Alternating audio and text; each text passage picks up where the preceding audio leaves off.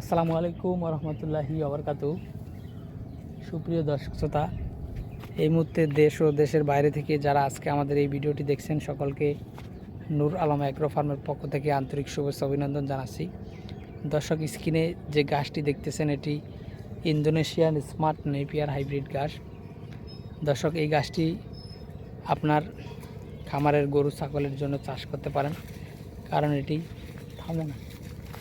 তার কারণ এটি হলো প্রচুর পরিমাণে ফলন যেরকম হয় এবং এই গাছে কিন্তু প্রচুর পরিমাণে প্রোটিনও রয়েছে। দর্শক শ্রোতা, এরকম উচ্চ প্রোটিনযুক্ত ঘাস যদি আপনাদের খামারে আপনার গরু ছাগলকে দিতে পারেন, তাহলে দেখা যাবে আপনার খামারের দানাদার খাদ্যের পরিমাণটা কমিয়ে দিতে পারবেন। আর দানাদার খাদ্যের পরিমাণটা যদি কমিয়ে দিতে পারেন, তাহলে দেখা যাবে আপনার খামারের খরচ অনেকটা কমে আসবে। আর আপনার খামারের খরচ যখন কমে আসবে, তখন কিন্তু আপনার লাভের সংখ্যাটা বৃদ্ধি পাবে।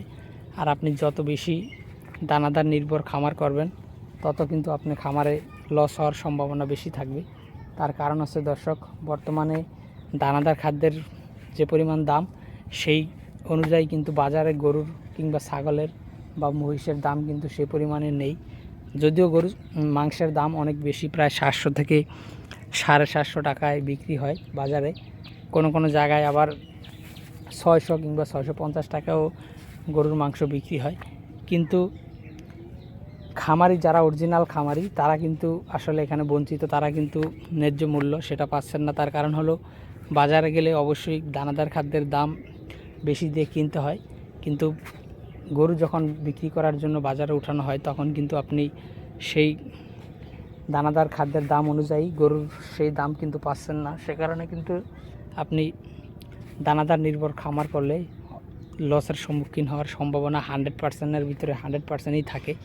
তো দর্শক, আমরা সেই জন্যই পরামর্শ দিয়ে থাকি যে আপনারা অবশ্যই খামার করার 2 থেকে 2.5 মাস আগে কাঁচা ঘাস চাষ করবেন এবং কাঁচা ঘাস চাষ করে আপনারা গরুকে পর্যাপ্ত পরিমাণে ঘাস খাওয়িয়ে গরু লালন পালন করবেন। তাহলে কিন্তু আপনাদের খামার ভালো থাকবে, আপনাদের গরুও ভালো থাকবে এবং আপনাদের খামারের খরচও কম হবে। তো দর্শক শ্রোতা, আজকে এখানে শেষ করছি।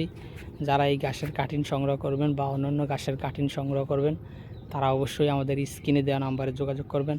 সকলকে অসংখ্য ধন্যবাদ।